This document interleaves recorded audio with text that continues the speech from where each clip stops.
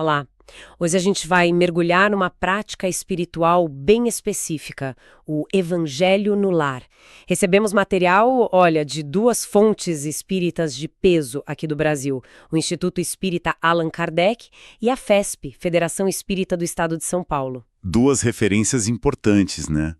Que oferecem roteiros bem práticos para quem busca essa conexão dentro de casa. Exato. E a nossa ideia aqui é justamente destrinchar esses roteiros, entender o que é essa prática, sabe? Como é que essas instituições sugerem que a gente faça e, claro, qual o propósito por trás de cada etapa. Uhum. Basicamente, como que se propõe trazer um momento mais estruturado de reflexão, de harmonia espiritual ali para o ambiente doméstico. Isso mesmo.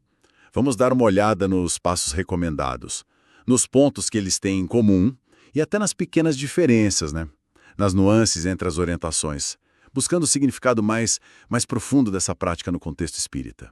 É um convite interessante, eu acho, para criar um espaço regular, sabe? Tipo um oásis semanal de conexão espiritual no lar.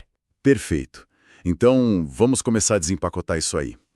Pela organização básica, né? Ambas as fontes, olha, batem muito na tecla de marcar um dia e horário fixos na semana. A ideia é criar um compromisso mesmo, certo? Sem dúvida. A regularidade é essencial. Cria o hábito, né? Uma disciplina mental, espiritual também. É como reservar um horário na agenda para um encontro importante. Só que nesse caso, é um encontro consigo mesmo, com a família se participar e com a espiritualidade. E o convite é para todo mundo da casa, mas e se nem todo mundo topar ou não puder participar, o material deixa bem claro que a pessoa pode fazer sozinha, né? Sim, e é um ponto crucial, reflete um princípio espírita, sim, fundamental, o respeito ao livre-arbítrio. O convite é feito, claro, a porta está aberta para a união da família nesse momento, mas ninguém é obrigado. E o que é muito significativo, né? Ambas as fontes garantem que, mesmo que a pessoa esteja fisicamente só, ela não está espiritualmente desacompanhada. Ah, entendi. A presença de Jesus, dos benfeitores espirituais, é dada como certa. Isso deve trazer um conforto, né? Imagino. É a ideia de que a conexão principal, ela não depende do número de pessoas ali fisicamente. Exatamente, a conexão espiritual é individual, na essência. A prática pode ser coletiva, claro, e isso enriquece a troca, a união, mas a validade dela não depende disso. E essa certeza da companhia espiritual é um pilar, né? Oferece consolo, força. Agora, um detalhe prático que me chamou a atenção. No roteiro do Instituto Allan Kardec, tem a sugestão de colocar uma jarra ou um copo com água filtrada na mesa. Ah, sim. A ideia é que essa água seja fluidificada, né, durante a reunião, para ser bebida depois. A FESP não menciona isso, pelo menos no material que a gente analisou. O que isso representa exatamente? Essa prática da água fluidificada ou magnetizada, como alguns chamam, ela é bem comum no movimento espírita, bastante comum, mas não é universal, nem obrigatória. Tá? A própria comparação entre as fontes já mostra isso. A crença por trás disso é que a água, por ser um elemento muito receptivo, ela pode absorver e conduzir as energias, os fluidos espirituais bons, sabe? Que são direcionados ali durante as preces, as vibrações. Entendi. Seria então tipo um complemento, um recurso a mais para ajudar no equilíbrio da pessoa que bebe. Isso. Acredita-se que essa água energizada possa auxiliar no equilíbrio físico e espiritual. É um elemento que adiciona uma camada, digamos, ritualística e de fé para muitos praticantes.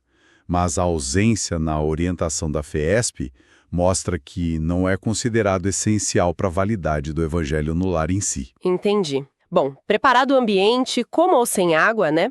O próximo passo é a prece inicial. As duas fontes sugerem algo simples, espontâneo, vindo do coração mesmo. Ambas mencionam o Pai Nosso como uma boa opção. O material do Allan Kardec também cita a Ave Maria, a prece de Cáritas. Certo. Já a FESP dá uma dica interessante: fazer o Pai Nosso mais pausadamente, prestando atenção em cada frase. Gostei disso. A prece inicial ela tem uma função bem clara, né? Abriu-se a abalhos espirituais. É como sintonizar uma estação de rádio, sabe? Ela eleva o pensamento, estabelece a intenção daquele momento, que é de estudo, reflexão, conexão com o bem, e busca criar um canal com o plano espiritual superior. E essa flexibilidade que eles dão entre fazer algo espontâneo ou usar uma prece tradicional como o Pai Nosso, atende a diferentes perfis, talvez? Com certeza. Permite que cada lar, cada pessoa, adapte a prática à sua própria sensibilidade, à sua afinidade. Se a pessoa se sente mais à vontade com uma conversa franca, direta com Deus, ótimo. Se prefere a estrutura de uma oração conhecida, também é válido. O ponto-chave e a sugestão da FESP sobre a pausa e a atenção é excelente nisso, é a qualidade da prece. Não ser só uma repetição mecânica, né? Mas um momento de sentimento real, de conexão. Faz todo sentido. E aí a gente chega no que parece ser o coração da prática mesmo. A leitura do Evangelho. Ambas as fontes indicam usar o Evangelho segundo o Espiritismo, do Allan Kardec. Mas aqui tem uma pequena divergência na abordagem. Sim, uma diferença metodológica. Interessante observar. O Instituto Allan Kardec sugere duas opções. Ou abrir o livro ao acaso, sabe, buscando uma mensagem para aquele momento específico, ou seguir a leitura em sequência. Já a FESP recomenda especificamente a leitura sequencial, capítulo por capítulo, do 1 ao 28, lendo um trecho, um item de cada vez. Por que essas abordagens diferentes, hein? Olha, o Evangelho segundo o Espiritismo é escolhido por focar na essência moral dos ensinamentos de Jesus, né? Interpretados à luz da doutrina espírita, buscando aplicação prática na vida.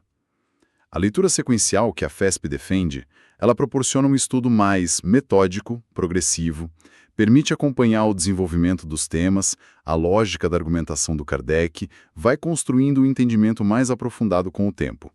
É quase como um curso sobre moral cristã aplicada à vida. Entendi. E a abertura ao acaso? Traz uma dinâmica diferente. A orientação talvez mais intuitiva, né? Mais direta para as necessidades ou os questionamentos daquele momento presente. É como um voto de confiança na sintonia espiritual, acreditando que a página aberta vai trazer a mensagem necessária. As duas formas têm seu valor, viu? Depende do objetivo, da preferência de cada um, de cada família. A FESP também incentiva explicitamente que crianças e adolescentes participem da leitura. Isso reforça o caráter formativo da prática, né? Imagino. Sem dúvida. Destaca muito a dimensão educativa do Evangelho no lar. Não é só um momento de conexão espiritual, mas também uma ferramenta de formação moral para as novas gerações, transmitindo valores, ensinamentos, de forma acessível e compartilhada ali em família. Ok, então feita a leitura, vem os comentários. O Instituto Allan Kardec sugere um tempo, tipo uns 15 minutos, para conversar sobre o trecho lido, focando no ensino moral. Certo. A FESP também orienta a refletir, talvez reler frases que chamaram mais atenção, mas com algumas diretrizes bem específicas. Comentários breves, simples, participação voluntária e 2 pontos que me pareceram, assim, cruciais. Evitar críticas aos comentários dos outros e, principalmente, aplicar os ensinamentos a si mesmo. Essas diretrizes da FESP são fundamentais e revelam muito sobre o propósito dessa etapa, né? Não se trata de um debate teológico acalorado, sabe? Nem de uma demonstração de conhecimento ou de quem interpreta melhor o texto. O foco é a reflexão íntima.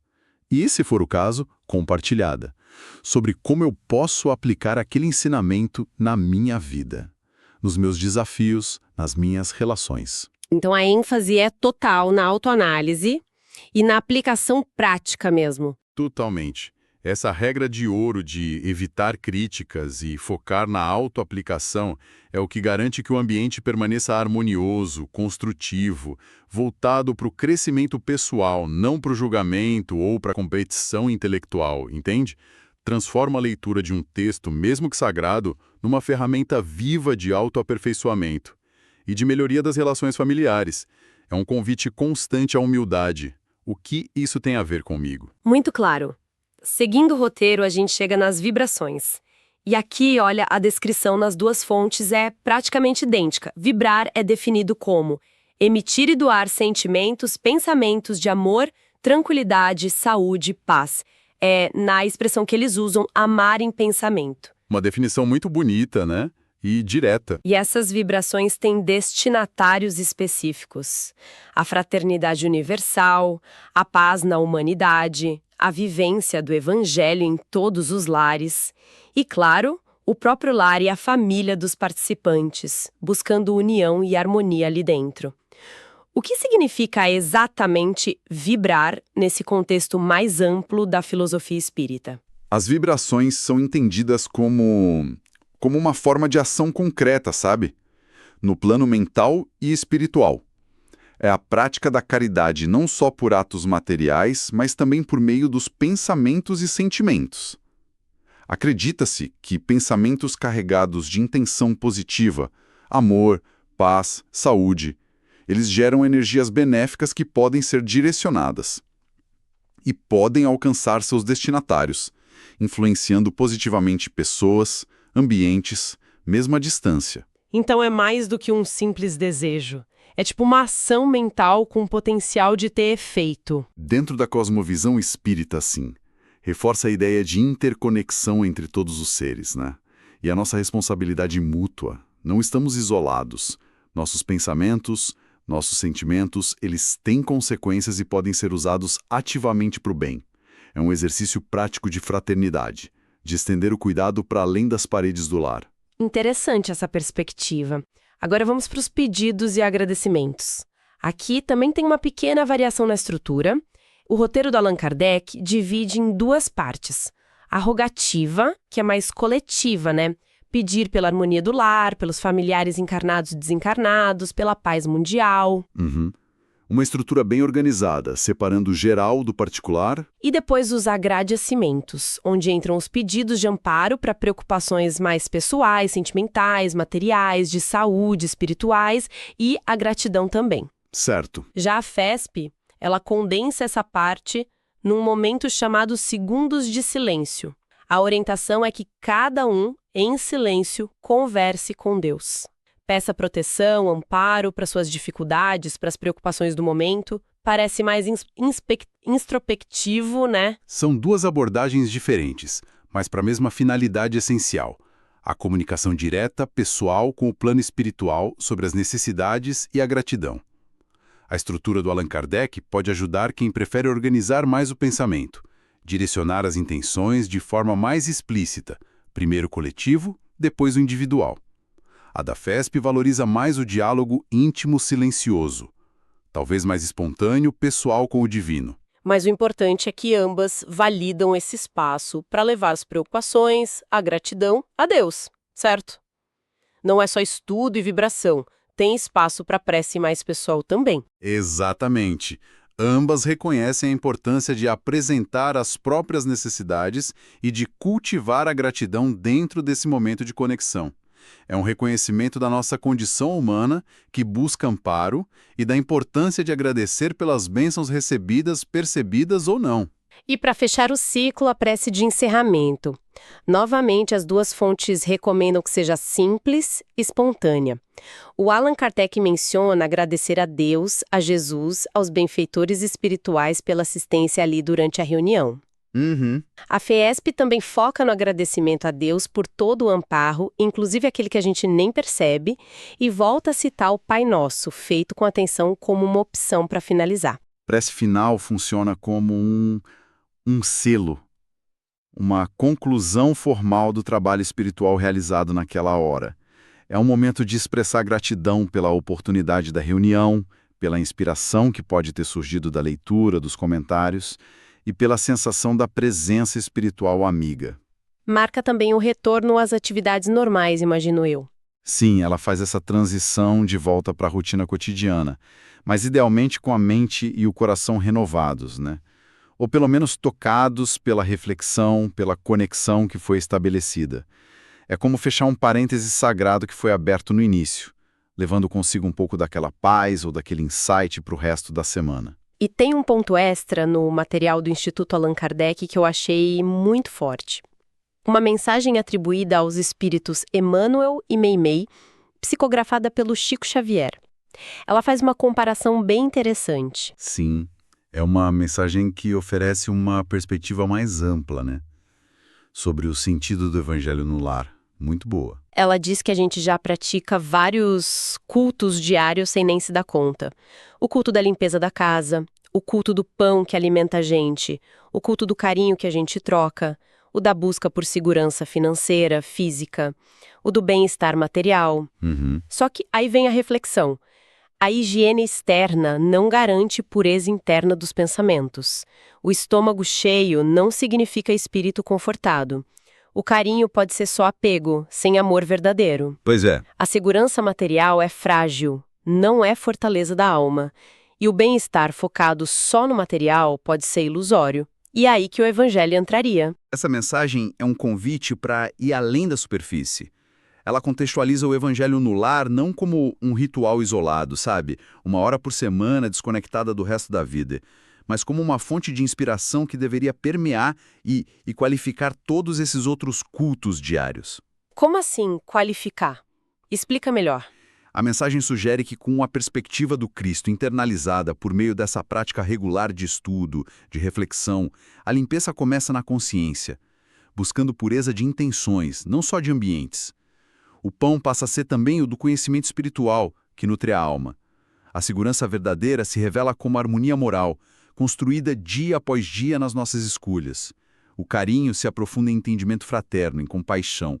E o bem-estar autêntico, ele se expande para além do egoísmo, encontrando alegria na contribuição para o bem de todos. Entendi. Então, o ritual semanal do Evangelho no Lar seria tipo um combustível, uma bússola para transformar a maneira como a gente vive todos os outros momentos? Exatamente. Ele visa inspirar essa transformação contínua, dando um significado mais profundo, mais espiritualizado aos atos mais corriqueiros da existência.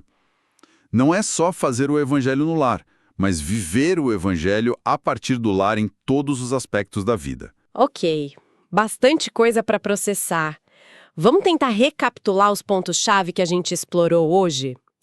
Vimos que o Evangelho no Lar, segundo as fontes do Instituto Allan Kardec e da FESP, é uma prática espírita bem estruturada, tem passos claros, consistentes entre elas, agendar dia e hora fixos, uma prece inicial, a leitura focada em o Evangelho segundo o Espiritismo, um momento de reflexão sobre o trecho, as vibrações de amor e paz e uma prece final. E percebemos que, embora existam pequenas variações, como a sugestão da água fluidificada por um ou a ênfase na leitura sequencial pelo outro, a essência é a mesma.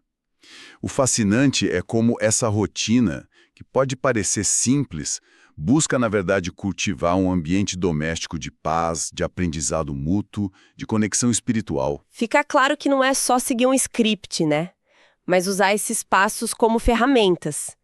Ferramentas para o autoconhecimento, através da reflexão sobre os ensinamentos morais de Jesus. Certo. Para a melhoria das relações familiares, incentivando o diálogo respeitoso, a autoanálise. E para a prática da caridade em pensamento por meio das vibrações. Tudo isso sob a ótica da doutrina espírita, que busca justamente essa aplicação prática da moral cristã no cotidiano. A prática parece ser um microcosmo desse ideal maior, né? Então, o que tudo isso significa para quem está ouvindo a gente e buscando informações? Parece ser um caminho bem concreto, sabe? Um método acessível para quem deseja inserir um momento regular de espiritualidade, de pausa, de reflexão na própria vida, seja sozinho ou tentando engajar a família, uma espécie de antídoto para a correria, para o materialismo, usando um guia específico, o Evangelho segundo o Espiritismo, para buscar equilíbrio e entendimento. E isso nos leva a uma reflexão final interessante, conectando com aquela mensagem do Emmanuel e da Meimei. Se o objetivo é que o Evangelho permeie a vida, como será que as reflexões feitas durante essa prática semanal podem de fato começar a mudar a forma como a gente encara as tarefas e interações mais comuns do dia a dia? Você diz, tipo, Como pensar sobre arrumar a casa, cozinhar, conversar com a família, lidar com o trabalho, com o dinheiro, como tudo isso pode ser visto com outros olhos a partir daquela reflexão semanal. Exatamente. Como aquela pausa dedicada à reflexão sobre um ensinamento moral pode reverberar e transformar, mesmo que aos pouquinhos, a qualidade das nossas ações, das nossas intenções, nos outros 6 dias da semana. Como o culto do Evangelho pode, de fato, começar a inspirar e dar um novo sentido aos nossos cultos diários. Fica aí a provocação para a gente pensar a respeito.